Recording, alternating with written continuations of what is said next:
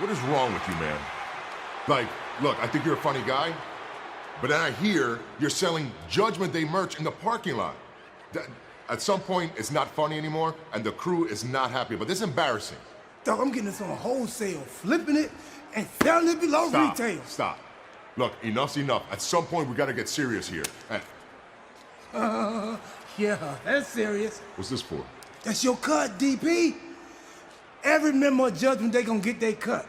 Hey, I even got t-shirts made for my boys Tom and Nick Mysterio. Tom and Nick. Is Nick okay? I can't find him on Facebook. All right, Truth. Sell the merch. Just don't be too loud about it. The rest of the crew, they're really not happy with you. Gotcha. Appreciate you, dog. Hey, last thing. Tonight's match, you don't tag in. Don't tag in. Don't tag in. Oh, gotcha. Don't tag in. I got it. Hey, take one for the road.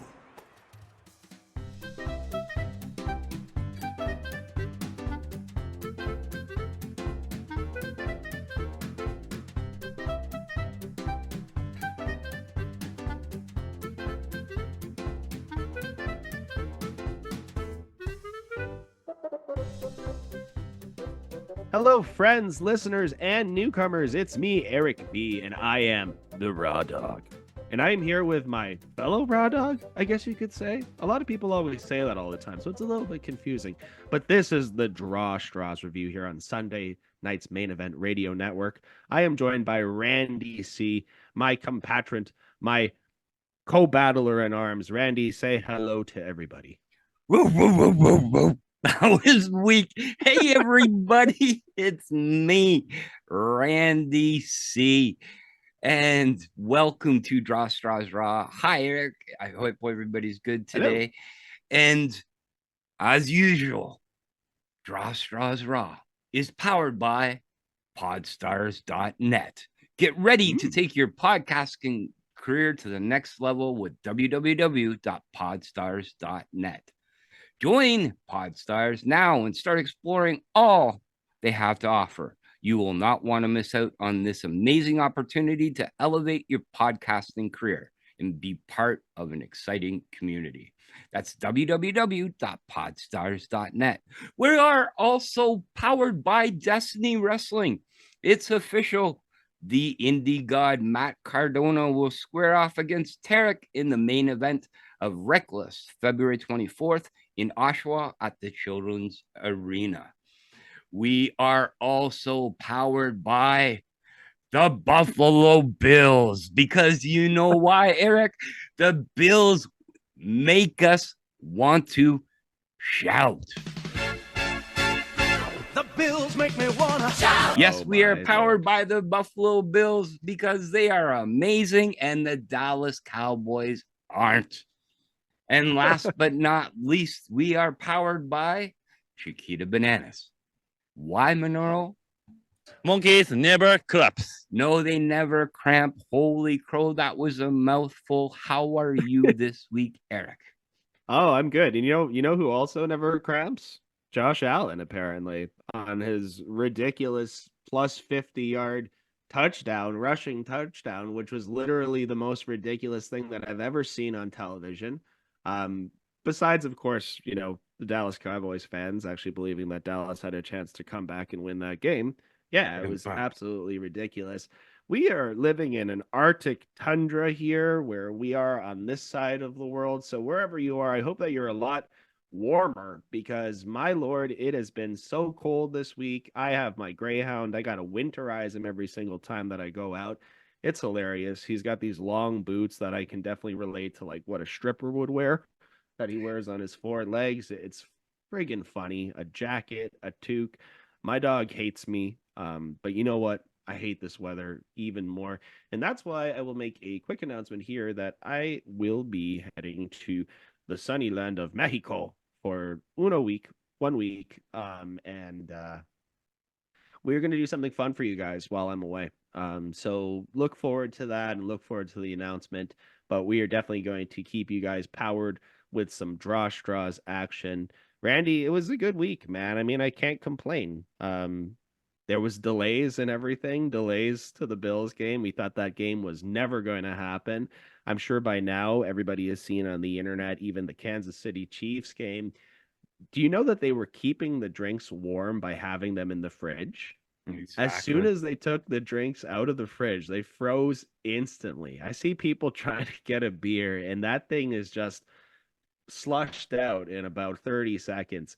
So, man, to think that, first of all, I could even withstand being at a football game in minus 23 weather. Wow, that'd be crazy. And I definitely don't think I would have a cold drink. Randy, what would be your beverage of choice if you were at the Bills game this weekend? Probably rum and coke. Probably nice cold beer in the slush of beer. I would definitely enjoy it. I went to, this was years ago. This was in my teens. So the last times the Bills were really relevant and did a heavy playoff run. I was at Joe Montana's last game when he was with the Raiders, and it was just ridiculous. I think we talked about this before anyways. But Yes. yeah, just it was nuts. And yeah, would I do it again? Most definitely. But now that I'm 52 and my back hurts and I'm kind of grumpy and I enjoy it on my nice couch, or comfortable chair, watching it at home with TV, enjoying any kind of beverage I want, and some nachos. I had, you know what I had? This is definitely What? not me. Last night, I watched the game and enjoyed a nice salad with watching the Bills game. Yeah, look at Eric laughing. That is not me. I had a nice Randy salad. had a salad bar set up for the football game. You Yeah, know, he had his almost. classic snack foods ready to go. He had that lettuce, maybe a little bit of thinly shaved carrots, depending on what type of salad he wanted to have, a little bit of Caesar dressing. Who knows? We Yeah, don't know what Randy's into when it comes to salad because we've never talked about salad. It's always about the beef. that's We're always it. talking about stew. That's it. I thought Randy was entirely powered by stew, and that's about it. But yeah, man, Yeah. it's so cold. Honestly, that's like all I can think about. When I wake up in the morning, I'm like, it's really cold outside and it's going to be cold again. And I spent because it also rained weirdly enough during this snowstorm and snowfall, the ice froze over and I spent about 2 hours yesterday in my driveway chipping away thick blocks of Right. ice. Just so, God forbid, if anybody comes knocking at my door trying to sell me a new cell phone or internet plan, they don't slip and fall and try to sue me for $5 million. Because I'm just going to be honest, I don't have it. I don't have it, Randy. Draws does not pay nearly well enough for me to take care of that. There you go. Like a nose run and feet do smell. Yes, it was cold. I went to Welland, but you want to talk about different worlds. So yes, we were Yes. cold here and we had a little snow. On Saturday, I went to Welland. When after we hit Burlington and hit the Skyway Bridge, it was Mm. like a whole new world going into Welland. You couldn't see 2 feet in front of you, so on and so forth. Going there and Yeah, man. coming back, it was ridiculous. But it Yeah. was there all day Saturday and then came back. But yeah, no, it was a weird cold weekend here in Ontario. I guess all over the northeast. No, it's north central, right? Yeah, Realistically, honestly, when you think about it, you saw so many cancellations of flights, people not being able to make it to shows. We saw, the great grand return of TNA over the weekend as well. Which by now I'm sure you guys, if you do listen to the network, you've heard me on the main show give my piece about it. So we won't talk about that for too much, um, because this is a show about Monday Night Raw. And we're yes. here to talk about Jinder Mahal, aren't we, Randy? This is Jinder's week. Randy, before we get into this, I gotta ask you. When we talked about Jinder Mahal and Seth freaking Rollins last week, did you think in your right mind that we could have got into the hype that we got this week about this match? The wrestling world is crazy. Yeah. It is absolutely crazy. And from a competitor owner to put a tweet out and Jinder Mahal to get the support in the cheers as he entered the building. Yeah. Yeah, it just tells you what bizarre world the wrestling world can be in. Jinder Mahal getting cheers. R-Truth selling his merch more than CM Punk. And I think, like, who would have thunk? Eh? Who would have thunk? Definitely they did. They're brilliant.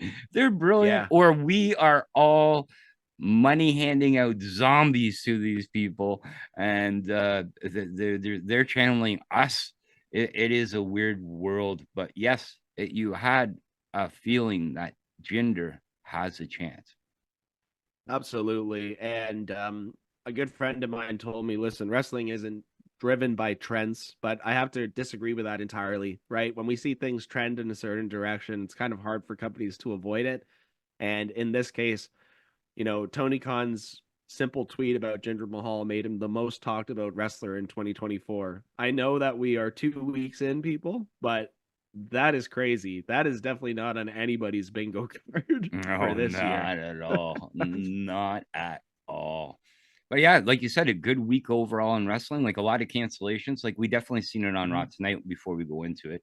Yeah. That you could see that people probably might have been missing, but even all over the states, like flights were delayed, people weren't showing up, replacements had to be made in all wrestling companies. Absolutely. Poor David Brightly got stuck in Knoxville, Tennessee with a certain gentleman. I'm not going to mention his name because it's not worth it. So, David, I'm sorry that you got stuck there an extra 4 days. So, not just wrestling talent all over the world, the mega stars of the UK get stuck in a place where they don't want to be. But yes, weather was so. Jinder Mahal, R-Truth, and weather were the stories of the week in the wrestling world. Yeah, honestly, Weather is definitely like the world champion of all wrestling promotions this week. It is undefeated by all wrestling promotions. It is mentioned numerous times during the broadcast too about how light the crowd is, and from anybody that I know that lives in the Little Rock, Arkansas area, tons of them were not able to make it to the show. They just did not want to risk the drive. The snow was crazy. And it's just been a crazy week. So yeah, Randy, let's get into some Monday Night Raw. You ready to go or what? Let's do it. All right. Well, Seth Rollins didn't care about the weather. He didn't care about the safety of his daughter either because he showed up with his daughter there at the arena. He said, screw these roads, screw the safety of my child. And this is definitely the debut of Seth Rollins' daughter on TV, maybe a future female world champion. Oh man, I can't even think about that. I'm 39 years old. I can't think about how old I would be when that would happen. As Randy mentioned, we see Jinder Mahal getting driven in for his title match to a chorus of cheers. Cheers for Jinder Mahal. I love it. But Raw is going to start off with Cody Rhodes making his way to the ring and trying to tell us a little bit more about his story. Wow, I am looking forward to this, Randy. Cody asked Little Rock what they want to talk about, and much to my amazement, he doesn't get to do it because Drew McIntyre is here. He's in his black leather coat and kilt combo, which means he means business. Drew is still not a heel, though, Randy. Honestly, Drew is like still on a cusp of being something. Like, you can't consider him a heel, can you? Yeah, you can consider him a mid-carder with all the losses that he's had as of late, but I don't know whether the heel or face. It doesn't make a difference. But Yeah. yes, I guess you cannot consider him a heel realistically. No, you make a really good point too of all of these losses because even during this speech with Cody, he talks about how Cody wants to be a world champion and when he left the company, when they were the Dashing Ones and tag title holders together, when he left the company, he wanted the most for Cody and he wanted him to come back and be a world champion. But Drew's already done it twice. But to your point, what wins does he have recently to actually back those words up? He mentions that Cody will be the first member of his family to raise the championship, and he will finish his story, but not before Drew finishes his. Drew wants to give Cody some advice. Just be yourself, bro. No suits, no smiles. That's it. He wants to see the real Cody. And Cody talks about stepping up, then steps directly towards Drew, right in his face. And I love it at some point, too, because Drew's like, if you want to deal with someone, you bring them out and you knock them on your arse. I love it when Drew says arse. He gets away with it. The accent allows him to get away with it, Randy, and it's great. Like, again, Drew wonders if this is the real Cody. And if it wasn't for Damian Priest, Drew would be the world champ. And they wouldn't even be talking right now. Cody is standing in his way, and he will get eaten alive. He's on a different level. Again, Randy, I'm like, with all of these losses you've had recently, how are we even trying to believe that this is going to be a possibility here? Cody goes ahead and drops a lot of ifs. What if CM Punk wins? What if Damian Priest wins? What if Jey Uso wins the Royal Rumble? There's a lot going on here. The difference is that Drew wants this for Cody. He wants a win for Cody, and he wants him to finish the story. But when he thinks about finishing his story, he looks in two different places: his heart and the crowd. He needs the crowd's support to be able to finish this story, and Drew could really give a damn about any of that. Ultimately, Cody mentions, listen, between the last time that two of us fought, who won the match? A decent little opening here between these two. I felt like it was a little dragged on. And I just felt like it was almost a little unnecessary leading up to the Rumble here, because it seems like they're almost trying to set up a program between the two of them. And I just don't see any time between now and then, right? Especially if Cody is going to be the one that potentially wins this Rumble. What do you think, Randy? When Drew said about the stories and his story should finish first before Cody's, I thought in the back of my head, and I looked up at the ceiling, and it reminded me of a little clip that I've watched a lot as of late. It's of a little child sitting back seat in a car and him going, a bullshit, a bullshit, a bullshit, a bullshit. That's exactly what I thought. We see this was the start of one of the things that I'm not understanding on how they're trying, or how they still see that a guy that loses all the time relevant, and especially against, like, does this, never mind Jinder Mahal, I'm not saying anything about Jinder, but does this actually hinder Cody going into a program like this? One, the gentleman that we're going to talk about in the future, Shinsuke Nakamura, Cody just went over. Two, now is going to be Drew McIntyre. Like, guys that are on losing streaks. How does that make Cody stronger? So I didn't understand it, really. I'm sorry. Yeah, and I think that the internet wrestling community is also starting to see that with, the Shinskes and the Drews of the world. How can you be a formidable opponent if you can't win a match? Right. If you can't, get through one chapter, how do you think you're going to finish the entire story? And I don't even know what Drew's story is. I don't think Drew has a story, right? So choose your own adventure. There's no to your point exactly. There's no real direction here, right? It's almost like the internet's going to choose what's next for Drew, just kind of like we chose what's going on with the Jinder Mahal. So, anyways, I thought it was a little bit just dragged out. But what wasn't dragged out and what is amazing is we go backstage and R-Truth is chilling. He's got a stack of shirts and a stack of money. Damian Priest comes in and says, listen, you got to stop selling our merch. This has to end. And he's pissed. But as soon as Truth finally says, look, I'm making hella money and everyone's getting their cut. And he hands over the cash to Damian Priest. And Priest almost smiles and laughs. He loves the get. We all love this so much. All the talent on the roster love this so much. And you know what's the best part about all of this, Randy? I don't know if you've seen the shirt yet, but there is an official R-Truth Tom and Nick Mysterio shirt at WWE.com/fanatics. You can go out there and you can buy it right now. Yes, I've seen on our YouTube page a short when it broke up. It's the three amigos. It's R-Truth with Tom and Nick. Tom and Nick. He's like, and even at this point, he's like, is Nick okay? I haven't seen him in a little while. Can't find him on Facebook. Priest is like, Nick? Can't find him on Facebook. It's the best. It is honestly the best. So please continue with this, and we are going to continue this story, which is great. First match of the night, though, is going to be DIY versus Dom Mysterio. Not Tom, not Nick. And JD McDonagh. And Randy, I gotta say before we get into it that we really peaked very early tonight on Raw, Disagree or agree with me? I totally agree. All Totally right. agree on this Because aspect. this is There's absolutely the peaking. peak. This is the peak, man. This is 20 minutes of peak wrestling. It's great. Johnny Gargano getting some much deserved love from the crowd. They love Johnny wrestling. He's going to start off the match with JD McDonagh. They work a symphony of lockups and wrist locks until Johnny hits his first high spot, which is a Hurricane to toss JD to the outside of the ring. Follows up by hitting the ropes, but Dom holds the ropes and Gargano tumbles outside to join with JD McDonagh.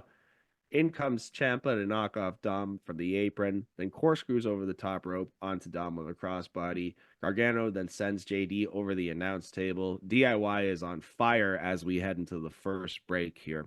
Second segment of the match is really a story of Gargano being denied that tag to Ciampa. I think that they do this so much in wrestling, but for whatever reason, this segment, it was just done so proper because there was at least 2 or 3 times where you're like, okay, he's finally going to get to him, and he was denied again, right? So when they finally are finished teasing it and they finally get Ciampa into the ring, it actually is a good payoff, at least for me as a viewer. That's my opinion. Now Ciampa is double handling both JD and Dom.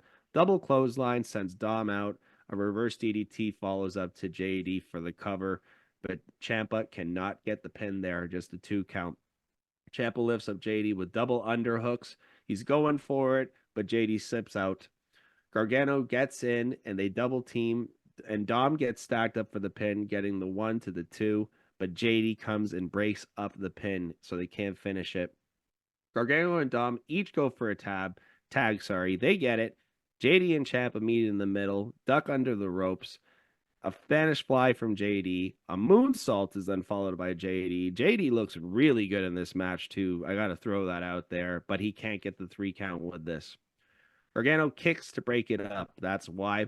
Dom runs in, tries for a 619. Gargano catches his feet. Ciampa then kicks Dom out of the ring. This leads to JD trying to go for the pin.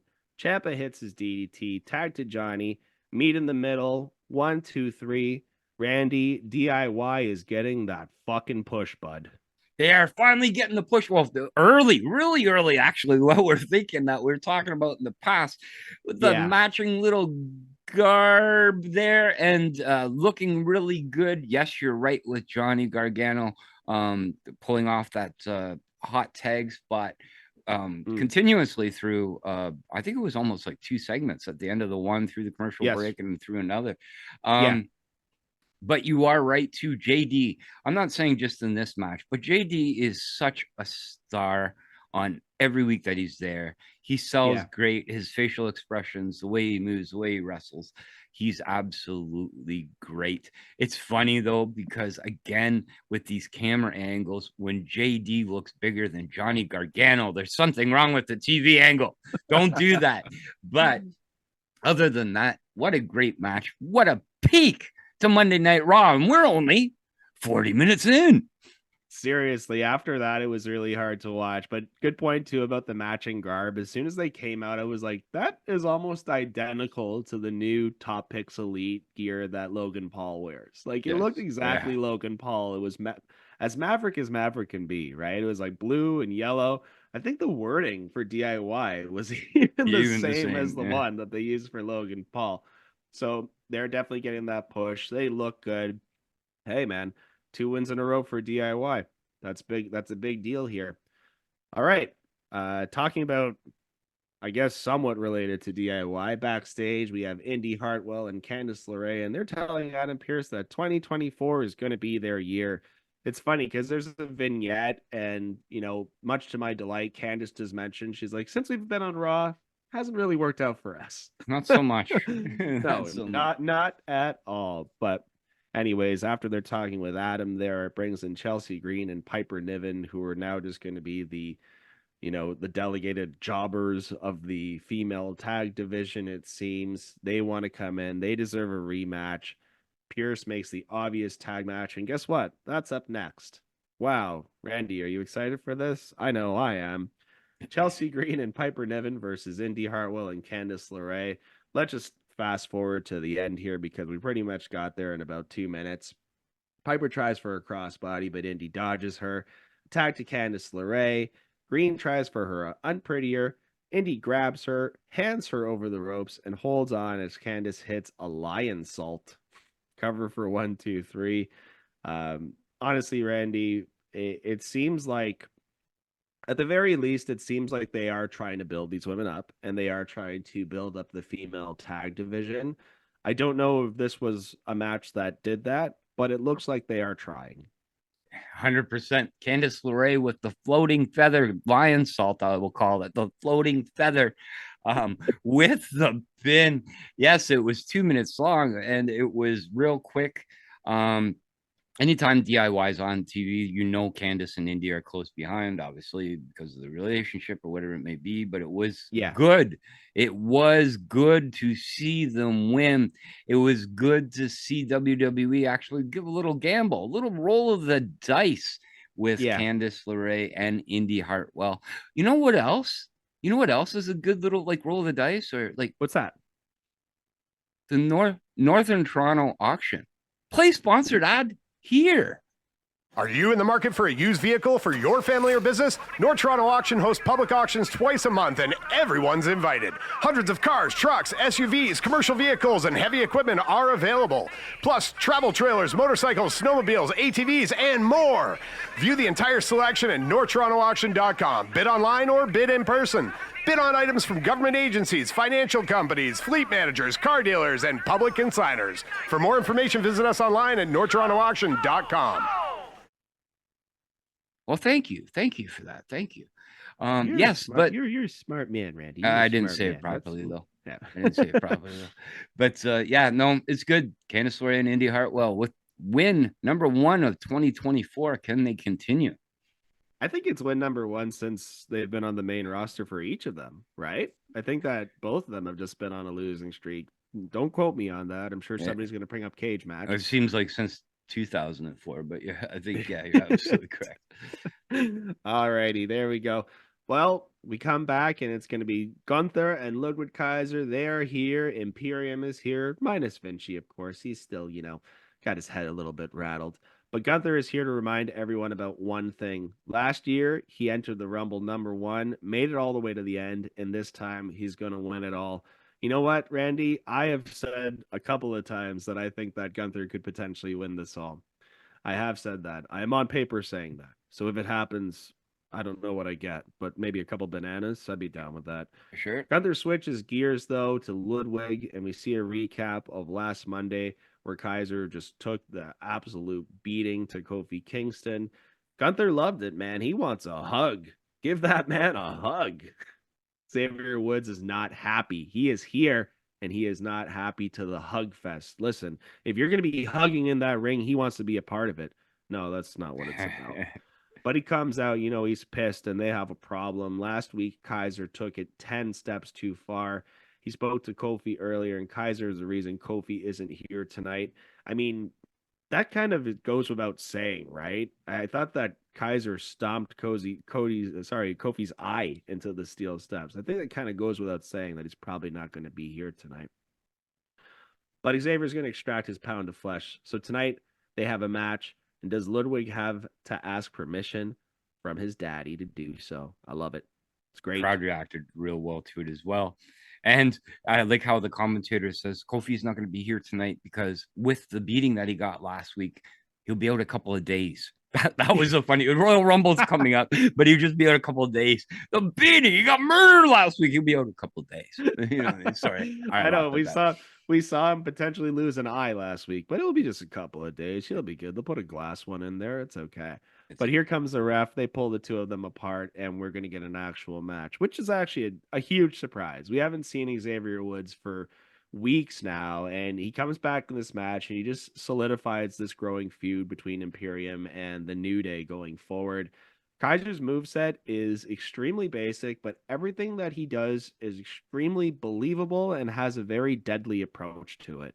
This guy's finisher is an enziguri, which on numerous times, it's funny. If you look at internet reviews, they call it a drop kick. And I'm like, what are you seeing? It's absolutely an enziguri kick. But in this match, we have both men just chopping the hell out of each other. Xavier Woods looks extremely brutal in this match. He comes off almost in that heelish fashion that it looked like they were trying to push him in. But obviously you just can't turn them heel. They're too good as faces. They're too loved. So Woods gets the upper hand. He corners Kaiser and he's hitting chop after chop, stomp after stomp.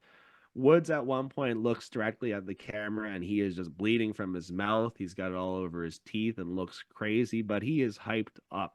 Kaiser grabs a chair, tries to do the same thing that he did to Kofi to Woods, but Woods ducks it, and Kaiser sits Kaiser out on the table and beats him down. Kaiser fish hooks the face. Woods grabs the chair and he does what he did to Kofi. He tosses it directly at Kaiser. The crowd pops huge for this. The crowd pops huge, but by doing so, Xavier Woods has just lost the match. I love how much the crowd enjoyed when that chair was thrown at Kaiser. It was absolutely excellent. After the match, these guys just want to keep going at it, so it isn't done yet. Xavier Woods very slowly goes over to the timekeeper area. The camera makes sure that you can only see Xavier Woods as he's doing so, because as soon as he turns, you know he's getting hit by the Enziguri into the chair, right into the face of Xavier Woods. I don't know about you, Randy, but that looked like it hurt Kaiser a little bit more than it hurt Woods. What do you think? 100% looked like his foot there. What do you call that? Bone that goes shin. Yes, that goes off, hit the chair a little hard. It was pretty loud as well. I will say one thing, and please don't hate me, internet world, on this. When it went to the commercial break, when Xavier there got his face bust open, or his teeth, I guess you can say. Yeah. When he looked into the camera, all I could see was Carrot Top. So I could not take the match seriously after that. I'm sorry. Because every time he looked in that mean look into the thing, and all I could see was Carrot Top, Carrot Top, Carrot Top all over the place. So please, it made his teeth look really big and white, having the blood all over it too. So he did look very Carrot Top-esque. But his hair, like everything about it, like, you know, Carrot Top on these rants as of late. So that's all I could see. I love Ludwig, you know that, but it just dropped me out of the match for Xavier. Yep. I'm sorry. Xavier doing his best version of jacked Carrot Top when he was back in celebrity wrestling for sure. There. That's it. No, that's a great comparison there, but a fun match, and you know, a nice reminder that Xavier Woods is still here, and good to see him healthy enough to be in this match as well. Being reminded about somebody that's still here backstage, we go to Bronson Reed, just wearing all black, and he's saying every man who holds a title in the WWE who doesn't realize it sooner or later, it will belong to him. Okay, again, like, give me some wins. And then let's talk about titles, because what title are we even talking about at this point? Like, for Bronson, seriously, Randy. Intercontinental, I think, what he tried to do before, but yeah, or heavyweight. It can't be IC. Like, Seth, honestly, man, I feel like for Bronson, I feel like his first break in the title picture will be some type of weirdly designed tag team. That's what I think. The big men, I don't know what to call them. We'll see what they'll be called. We'll see. Ivar and Bronson Reed. Viking and Kiwi Vikings. All right, let's keep going. We'll return to the show here. Byron walks up to Xavier Woods and asks where his emotions are at. Woods gets completely attacked by Ludwig Kaiser, and look who's here to save the day, Randy. It's Jey Uso. He's here on Raw. So I guess next week we're gonna have Kaiser versus Jey Uso for whatever reason, for like, I don't know, the rides to the pride of the New Day. Apparently Jey Uso is maybe a new member of the New Day now, taking Big E's spot. Maybe. No, I don't think so. No, I hope not. I absolutely hope not. All right, another random match to keep going here on Monday Night Raw, because this is the strangest Raw we've reviewed in a long time, is Ivar versus Akira Tozawa. Ivar starts off the match with a huge clothesline, dropping Akira with ease, of course. Akira rolls into the corner. Ivar lifts him and smushes his face a few times. Akira with a right hand to get out of the corner. Akira ducks the right, hits a spinning kick to the face, tries to do a whip, but Ivar holds on. lifts and catches Akira over his head and hits a DDT. Oh, sorry, he counters with a DDT. Then Akira follows up with the very popular Hogan shirt rip. Bum, bum, bum. Everybody loves that spot. Towards the end of the match here, we got Maxine on the apron for the distraction. Of course, Maxine Dupree is a very distracting lady, so Akira can hit an enziguri, follow it up with a sunset flip to actually pin Ivar. Man, it was a match that was maybe about a minute and a half when you look at actual bell time to bell time, and it happened. Randy, that match happened. We watched it. Tozawa with the big win, the big win, squashing. No, I don't. Yeah, it was weird, especially with something that happens a little later on or what they talk about. So I didn't really understand what they were doing with this match. I guess I get it, right? No, I don't get it, to be honest with you. No, I honestly think WWE is being a little reckless putting this win, especially with something that's happening later on. Like I said, you see in WWE. But speaking about reckless, Destiny Wrestling is coming to Oshawa. Play sponsored ad here. Hey, did you know that Saturday, February 24th, Destiny World Wrestling returns to Oshawa and the Children's Arena for Destiny's Reckless?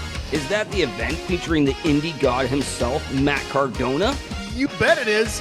I heard he's not going to be there alone. I heard Steph DeLander's showing up. I heard Fight or Flight is showing up. Vanna Black, Parazep, Lindsay Dorado, and a whole bunch more. Man, you better get your tickets now. They're on sale at www.destinywrestling.ca.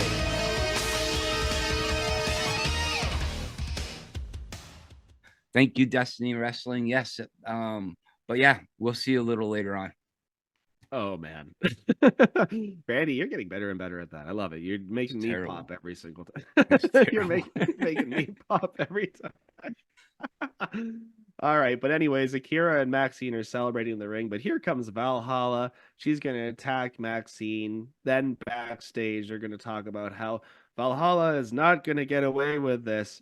Ivy Nile is going to take her out. Again, I guess Ivy Nile is now also a part of the Alpha Academy. She's sort of on the cusp of Alpha Academy, but Chad Gable also mentions that Akira Tozawa is very close to graduating from Alpha Academy. I didn't know Alpha Academy actually had like courses, right? I want to know more about these courses, Randy. I really do. I think that they should do a vignette to give us a little more Alpha Academy in our life as far as a comedy basis goes. True. Because I feel like we're missing that, right? Like, have we got that the last couple of weeks? Like, this match there was not a comedy spot match. No. The comedy spots have definitely been provided to R-Truth these last couple of weeks. And he's knocked them out of the park. Don't get me wrong. But I feel like that was the best thing going about Alpha Academy.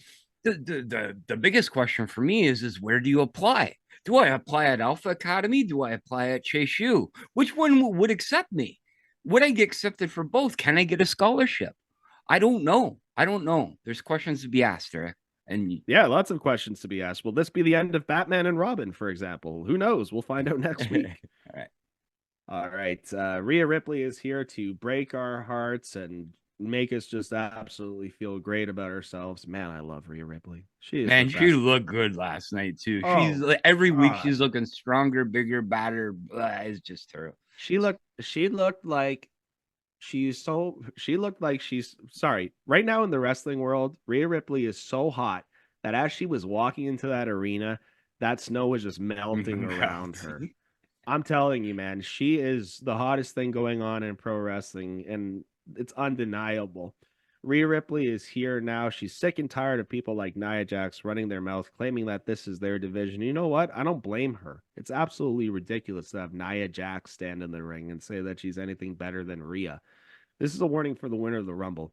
So if you win the Rumble and you try to get your chance against Mommy, don't do it, because it's just going to end up like last year. Of course, out comes Becky Lynch, and it has to be Becky Lynch. I talked about this with a friend of mine last night during Raw, because WWE has now made Rhea Ripley so dominant, such a dominator, that who else can be her opponent potentially for WrestleMania than Becky Lynch? Is there anybody else right now, Randy, who's built up on the roster enough to do so? Just like 1970s and 60s home life. The only person that can beat a mommy is a daddy. The man. I'm playing. I'm joking. Don't hate me, internet world, on that. Whoa, that was a good one. But yeah, no, there is nobody else. And that's again with not Becky losing to Nia, it doesn't make sense to me, right? But yeah, you're right. You're 100% right on this. No, I agree. But Rhea, honestly, there's nobody else who wants to see Becky win more than Rhea, because then she knows that she gets Becky at Mania. I think that'll be a good match. I think that you've kind of put yourself into, sorry, you backed yourself into a corner where you don't really have anybody else who is elevated enough to be on that WrestleMania card. It could have been Raquel, you know, depending on these injuries that she had and how she was booked. I feel like it very easily could have been Raquel. You know, mommy versus mommy would have been definitely a showdown that I would have loved to see. Agreed. But it doesn't mean that it's not going to happen still.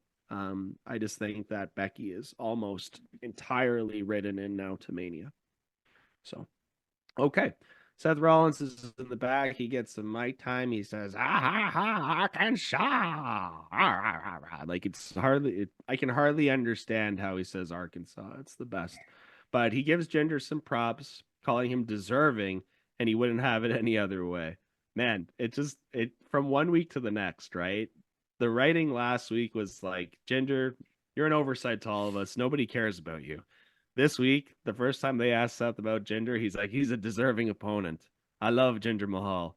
And you know what? He probably loves the fact that Jinder Mahal got so over and so under the skin of Tony Khan that no matter what the writers tell him to say, he's going to be like, yeah, I'm going to talk very good about Jinder this week. And Seth brought up a good point that I completely forgot about, that Jinder was the very first NXT, the inaugural NXT championship. It was Jinder versus, the commentary did a well placing this out, that they were the very first match, Jinder versus Seth. So I was happy with that. Yeah, you can see the difference in time, right? And it's pretty crazy between the two careers where they've gone. But good for Jinder, man. Jinder's still on that contract. That's it. Jinder is still on that contract. Before the next match starts, which is going to be the Awesome Truth versus the Judgment Day. My apologies. Before the match starts, Truth comes. He hands over the cut of the money here to Finn and Dom, but not JD, telling JD that he is not a member of Judgment Day, so he doesn't get a cut. And I also have to mention, too, I don't think it was planned for him to drop the cash like that all over the ring. No. Because it seemed to take far too long for them to collect said fake money when it dropped. And you could also see how poor it was of a prop money. It was terrible. It was worth some Monopoly money, to be honest with you. You could see it was completely white. It was like completely white money. It was great. But the match starts with an R-Truth beatdown. Remember, earlier in the night, something that I did not bring up is Priest did say to R-Truth, don't tag in tonight. So the match starts with R-Truth beatdown. Truth rolls outside. Truth tells Priest to tell Finn to take it easy. It's not supposed to hurt, remember? Wink, wink. I love R-Truth, man. It's great. Miz gets tagged in. Remember, Priest told Truth not to tag in, not out. Miz with a clothesline, then another. One for Priest sends him outside of the ring. He sends Finn to the apron, slides under his legs, pulling his legs down in the process, then sends Priest into the table. Over the table, Miz is a man on fire in this match. And face Miz as well, keep in mind. For whatever reason, we've completely turned and we love ourselves some Miz again. I guess the Gunther effect. I don't know why. I love Gunther. I don't know why people hate him so much. Truth is behind Priest. He is about to swing, but Priest stops him. He asks if they are a team. What happened to the team? Finn rolls. Truth with a heel kick. South of heaven to Truth. Priest rolls out of the ring and Finn covers 1, 2, 3. It is a sad sight when you see all of Judgment Day standing in the ring over top of a throned and downed R-Truth. I'm like, oh man, please don't stop this. This is like the greatest thing going on.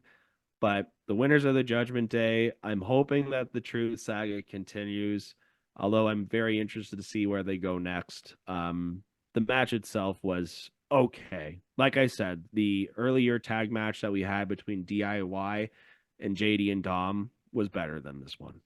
Way better. I will elaborate more in this corner, but this match was colluded right from the start. Yeah. R-Truth, wink, was not supposed to tag in. Why the did he start the match? You know what I mean? Made no Miz being there didn't even make a play. There should have been more story within the match to me with R-Truth and comedy in it. That's how you do it. Wade Barrett even called it sorry, Michael Cole even said why is he in the ring then if he told him not to start? Exactly. Wade Barrett was just like, he told him not to tag in, Cole, not that he couldn't be in the ring. Yeah. So it was very colluded. I don't know.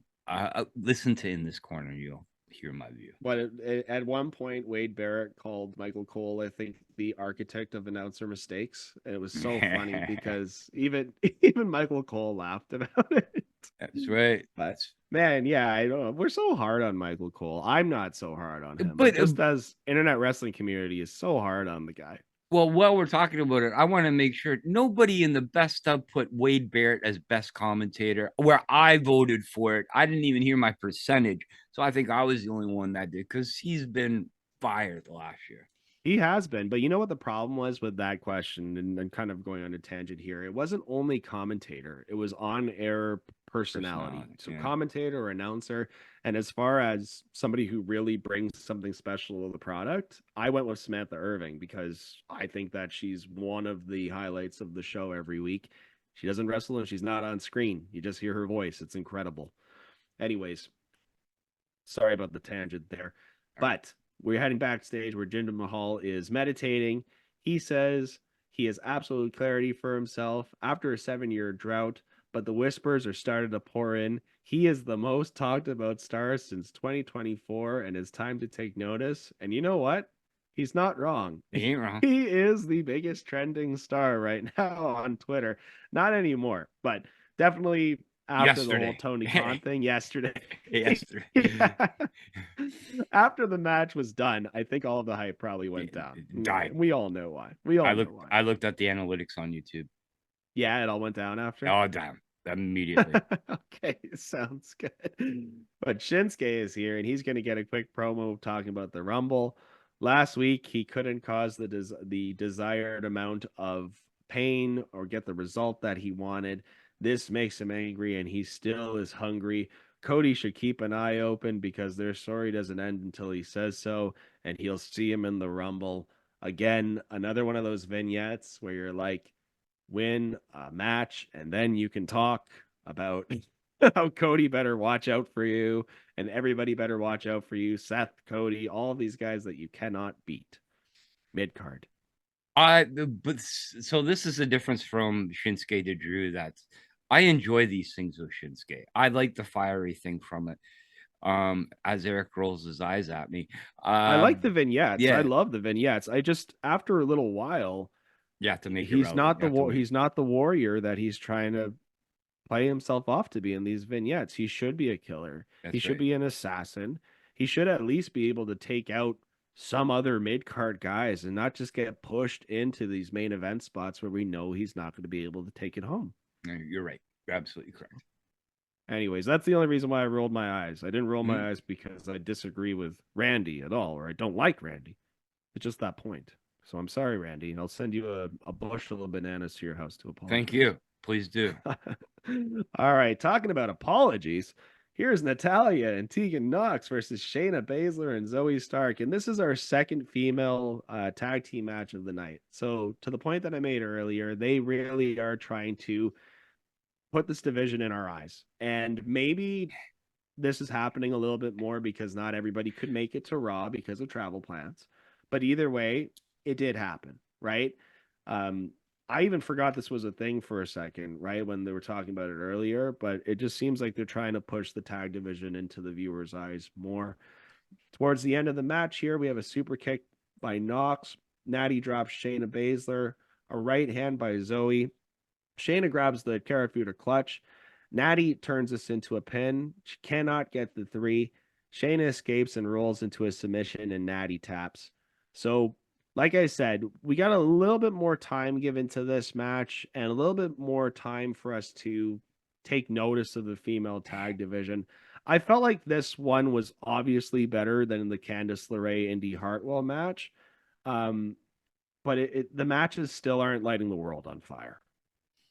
They're not letting the world on fire, and they're not long enough to make anybody notice. Like, this one was longer than, you're right, the other one.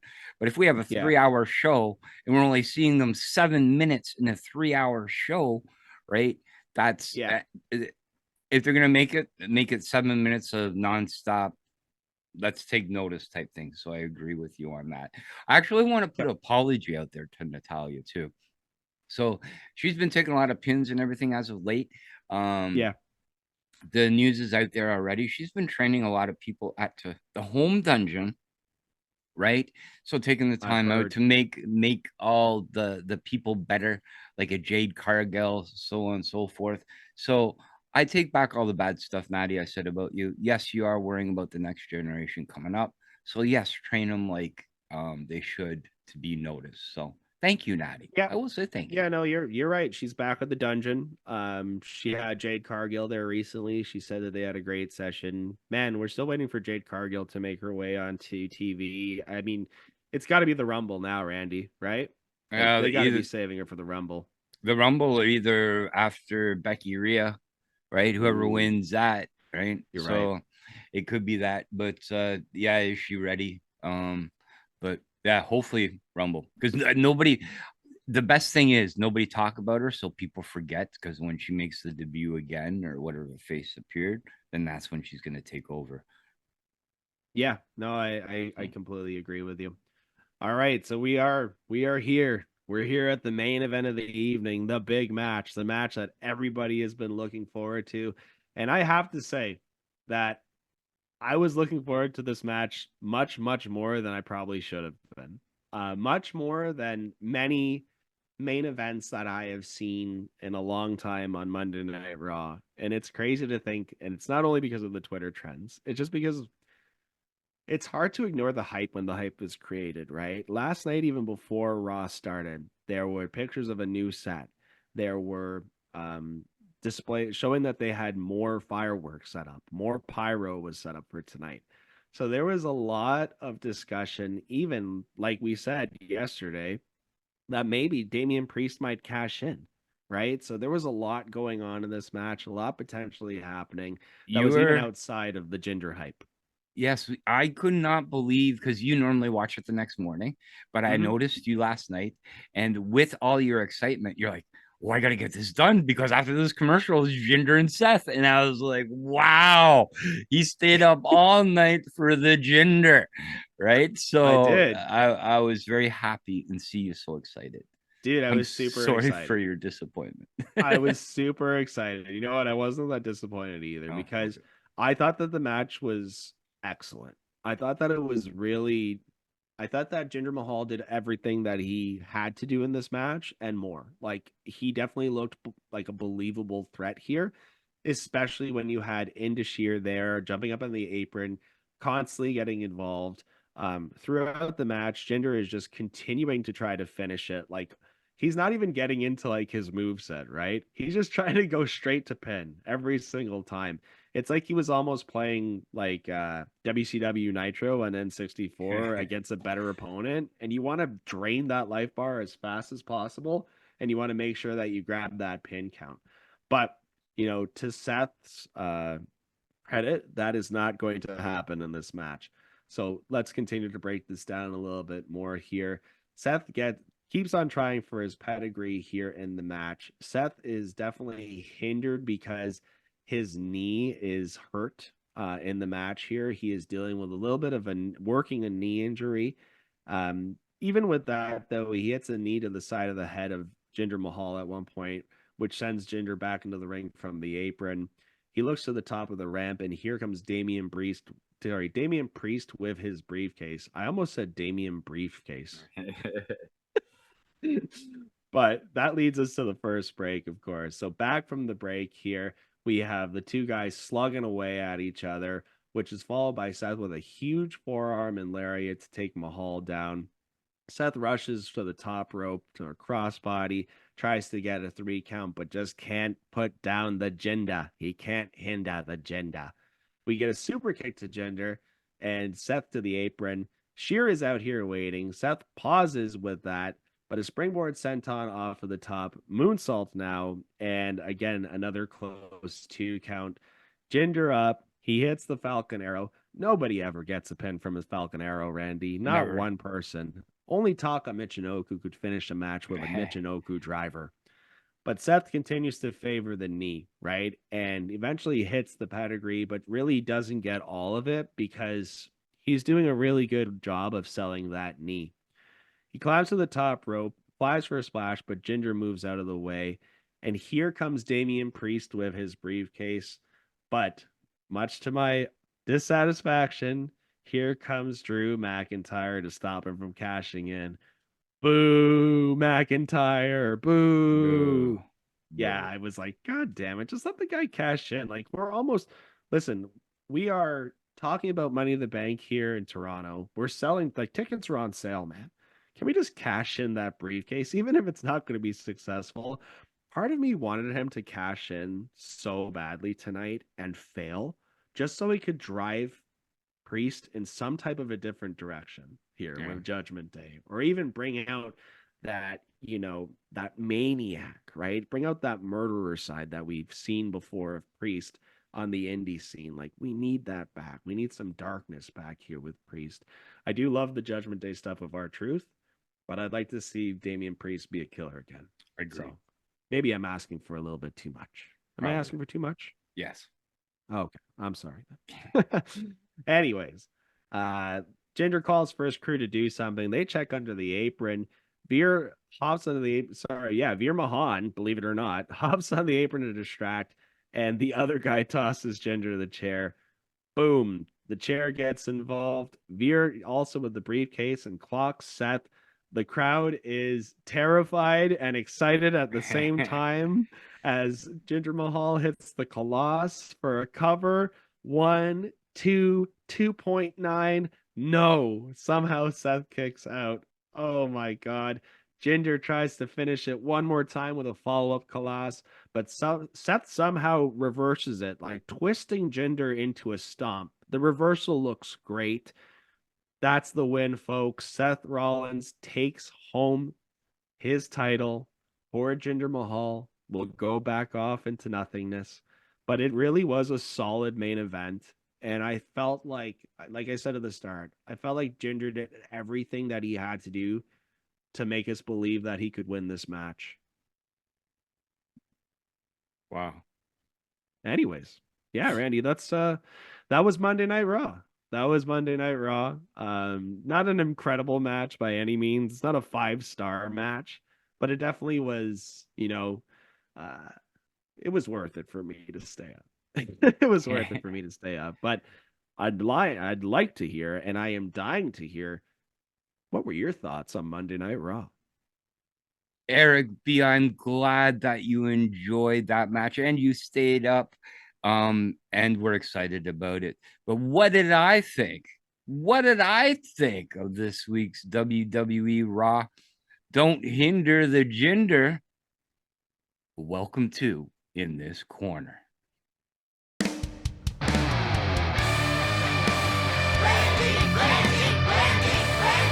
Love you, Randy. Randy, that's enough. Mr. Randy.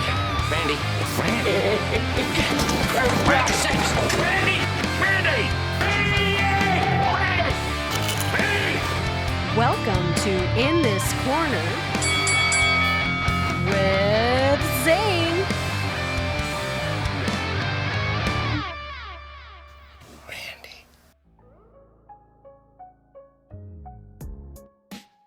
Well, Eric B, I'm going to start from the end and work my way front.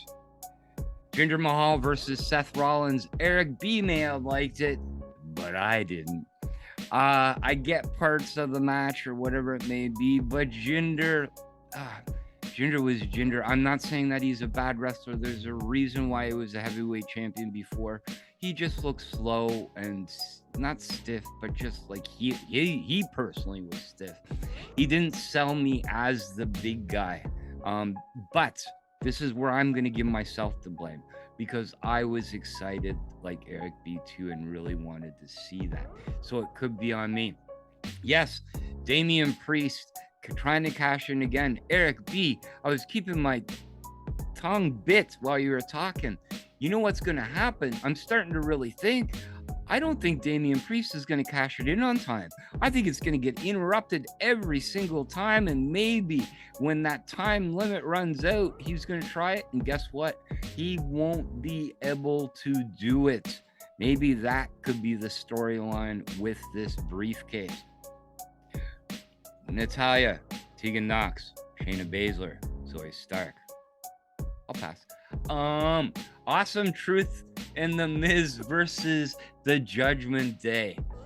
Again, it colluded. It didn't seem right. Our Truth is a star, make it more comedic during the match, so on and so forth.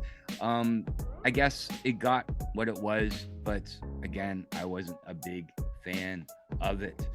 One thing that I did enjoy, though, coming back was JD asking for his cut in a little vignette. You're not part of the Judgment Day, and getting nothing. I thought that was funny. Tozawa, Ivar, again, don't get it. Really don't know, especially when you have Chad Gable wrestling them next week. Why? Tozawa could take a loss. It's not like he hasn't lost before, right? Ludwig, that was probably the better thing, but again, Carrot Top. That's all I could see through the match. And last but not least, I'm going to skip the Candice LeRae Indies as well. We'll just go right to the Johnny Gargano and Ciampa versus the Judgment Day. Best match of the night. DIY, good job. Finally giving them the push, putting them on the pedestal that they deserve to be on. Definitely match of the night. If I were going to give this Raw a scale of thumbs up or thumbs down by using two hands, I would put one thumb completely down, the other thumb 3/4 down, I guess you can say 3/4, because the last 2 weeks of Raw have not been as good as the last 2 months of Raw for me. So that was my opinion, and thank you for listening to In This Corner. Randy, thank you so much for your opinion, man. Love your opinion, always. And yeah, I mean, this, like I said, this Raw peaked really early for us. We got 40 minutes into the show, and then the rest of it was drawn along. So I would hate to pretend that I watched the entire show live, because I absolutely didn't, but I did tune into the entire first match because it was amazing. Second match, I started to lose it because the female tag division unfortunately does that for me, even if they are trying to push that it is relevant, and hopefully it becomes a little more relevant. Maybe let's get those belts over to SmackDown. Let's get some SmackDown tag teams to come over to Raw sometimes, and vice versa. Give us some more people. Give us a little bit more meat on the bones. But yeah, folks, that was the Draw Straws review. So I hope that you enjoyed listening to me and Randy ramble at each other for about 45 minutes to an hour here. I think it would have been about that long, Randy. I think it's been about that long. But yeah, Randy, tell people where they can find you if they want to harass you. Find me. They can find us. We're on YouTube, folks, and you guys have been adding us. Go to YouTube, just at Draw Straws Raw. Thank you. Subscribe, like, share, whatever it may be. Comment, like it, don't like it. Like Jinder, don't like Jinder, whatever it may be. Like me, don't like me. I know we all love Eric, so you just tell Eric you like him too. So yes, follow us at Draw Straw Raw. Yes, we are part of Sunday Night Main Event as well. We have a plethora of fantastic shows on the network. We'll start with the main show, Sunday Night's Main Event, hosted by Boris Aguilar. Definitely go take a listen. We have The Law, live audio wrestling. Brady Wedham and Chris Tidwell. Amazing show. Amazing show. Yes. We also have Steve Swift in his rambling reviews. He has a couple of them. right? Enjoy NXT review. And I think he's on Portland right now. So that's amazing as well. Don't forget about Collision Catch Up with our good friends, Matthew Grant and Aaron Grant. We also have the not to be named as of yet, the AEW Dynamite No Name Review Show, hosted by Boris Aguilar and our friend Xavier. Thank you. Great show every week. Can't forget about Straight Talk Wrestling with our friends George Mackay and Uncle Bobby B on MLW Rewind. And of course, the Smack Daddies, Smacking Dat with Father Feltham and Brad the Dad. One of my favorite shows. WWE programs rule. That's all I gotta say. But yes, hell yeah. As well as TNA Wrestling is back with my buddy. Is it going to be new named as well there? Do I need to create a new logo for you, Eric B? No, the Impactful Podcast. The Impactful Podcast is still alive. Thank you to TNA for not changing the name of their program. We are still TNA Impact. So the Impactful Podcast is still alive. It won't die. I've tried to kill it. It just won't die.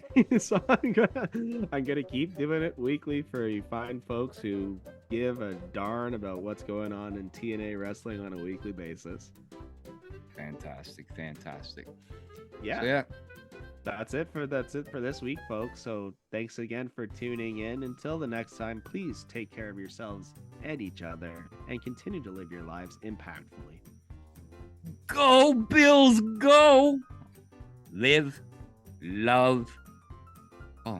laugh, love wrestling, everybody. I'm screwing everything up this week.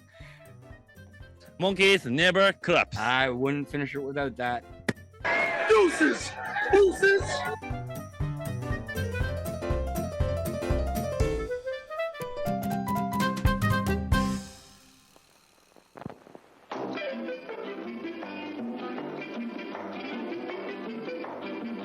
I'm Chiquita Banana, and I've come to say bananas have to ripen in a certain way, and when they're flecked with brown and have a golden hue, bananas taste the best and are the best for you. You can put them in a salad. No, not yet, my dear. That greenish way you're looking means that you are ripe for cooking. How about me? No. When you are fully ripe, my dear, those little flecks of brown appear. Me? You're most digestible, my friend. Delicious, too, from end to end. You can put them in a pie, any way you want to eat them. It's impossible to beat them. But bananas like the climate of the very, very tropical equator. So you should never put bananas in the refrigerator. Bananas are a solid food that doctors now include in baby's diet. And since they are so good for baby, I think we all should try it. Oh! See?